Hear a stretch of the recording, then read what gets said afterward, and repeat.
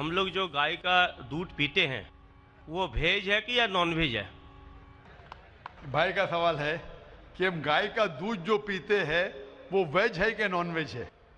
Scientifically गाय veg है कि non veg है?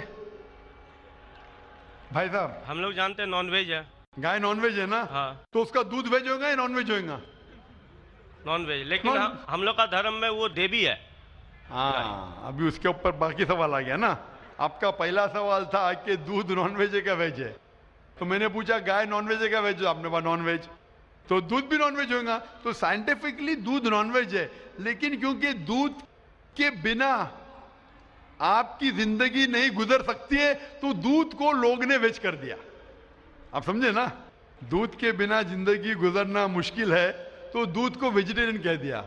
तो मेरे तकरीर में जो मुनाजरा हुआ था मेरा एक जैन के साथ कि गोश्त खाना इंसान के लिए हराम है कि हलाल है। हम भी जैन है। मालूम है आपका नाम जैन है? तो एक मुनाजरा हुआ था with the president of the Indian vegetarian congress, mister Rashmi भाई जवेरी, वो प्रेसिडेंट थे।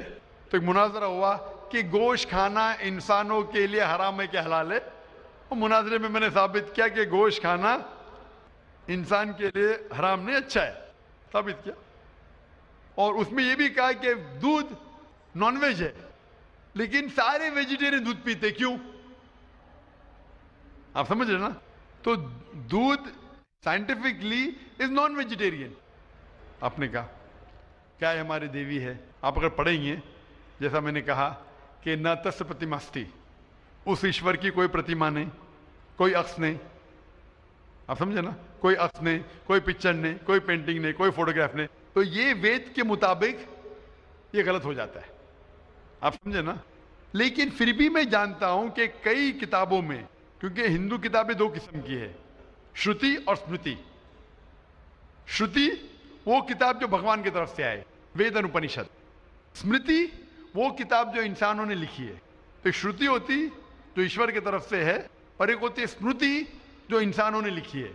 तो मैं जानता हूं कि कई हिंदू मजहबी किताबों में, खुसूसन स्मृति में, ऐसी चीजें लिखी है जो श्रुति के खिलाफ है। ये आप देखेंगे, गाय आपकी देवी है, वो आप वेद में नहीं पाएंगे, आप नीचे वाली किताब में पाएंगे। तो जब भी कोई ऊंची या नीचे किताब में टकराव हो तो हमें मानना चाहिए ऊंची किताब। कुरान इस्लाम की सबसे ऊंची किताब है। कुरान से कोई भी किताब टकराई तो हमें कुरान में मानना चाहिए, उस किताब में नहीं। आप समझे ना? तो इसी तरीके से अगर आप वेद में पढ़ेंगे, वेद में लिखा है कि खुदा का कोई अक्स नहीं, तो अगर वो मानेंगे तो हमें मानना पड़ेगा कि खुदा का कोई रूप नहीं। तो ये कहना कि गाय देवी है, ये कई पंडित कहते हैं कि हम जानते हैं कि खुदा एक है, हम जानते हैं ईश्वर एक है, लेकिन हमें कंसंट्रेशन के लिए हमें बहुत बार मूर्ति का सहारा लेना पड़ता है। पंडित लोग से मैं बात करता हूं कि आपकी किताबों में साफ लिखा है कि भगवान एक है, ना उसका कोई अक्स है, ना कोई मूर्ति है, ना कोई पेंटिंग है, ना कोई पिक्चर है। तो वो कहते हैं हम मानते हैं ये बात पे, लेकिन क्या कंसंट्रेट करने के लिए पहले शुरुआत में हमें अक्स की जरूरत होती है, एक मूर्ति की। जब हम हायर कॉन्शियसनेस पे पहुंच जाते उस वक्त हमें जरूरत नहीं पड़ती। तो मैं उनसे कहता हूं, मुसलमान हायर कॉन्शियसनेस पे पहुंच गए, हमें कोई अक्स की जरूरत नहीं, हम ईश्वर को डायरेक्ट मानते हैं, डायरेक्ट इबादत करते हैं। तो इसी तरीके से कभी भी टकराव होता है मजहबी किताबों के अंदर, तो ऊंची किताब को मानना चाहिए नीची किताब के बनिस्बत। तो ऊंची किताब में लिखा है कि ईश्वर का कोई अक्स नहीं है। आप समझे ना? फिर भी आप देखेंगे लोग अपनी मजहबी किताब को नहीं मानते। तो मेरा यही कहना है लोगों से, चाहे मुसलमान हो, जैसा मैंने कहा कि कुरान को समझ के पढ़ो, मैं कहता हूं हिंदुओं से कि आप भी वेद को समझ के पढ़ो। मैं कहता हूं इंडियन गवर्नमेंट से कि संस्कृत कम से कम हिंदुओं के लिए फर्ज करो, तो हिंदू कम से कम संस्कृत पढ़ सकेंगे, अपने मजहब के करीब आएंगे और हिंदू मुस्लिम भी करीब हो जाएंगे। क्योंकि संस्कृत पढ़ेंगे तो आपको पता चलेगा कि आपकी किताब में क्या लिखा है। तो कोई भी पंडित आपको घुमाएगा नहीं, फिर पंडित घुमाएगा तो बोलेंगे तो हवाला दो कोई है। आप समझे ना?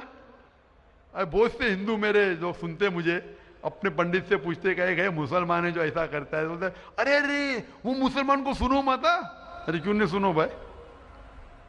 मैं अगर हवाला गलत दे रहा हूं तो आप आके पूछ सकते मुझे कि आपने जो हवाला दिया वेद का गलत है। मैं इंसान हूं, गलती कर सकता हूं, आप समझे ना? तो मैं कहता हूं हिंदुओं से कि आप संस्कृत जानो, अपनी वेद पढ़ो, ताला विला कलिमतिन सवाइम बैन बैनकुम।